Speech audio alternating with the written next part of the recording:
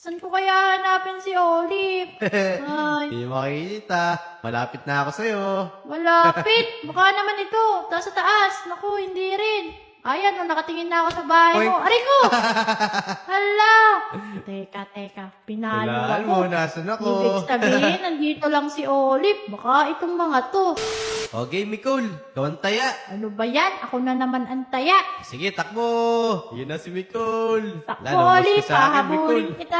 Mahabol kita. Kala mo ha. Di mo Taya! Nataya mo ako ngayon First time Gumagaling Siyempre. ka na ba? Teka, Olive. May nabalitaan ako. Teka. Ano naman nabalitaan mo? Nabalitaan ko na JJ. Bubulok-bulok ka daw sa tagu-taguan eh. Maganda yung laruin natin. Ano ka mo?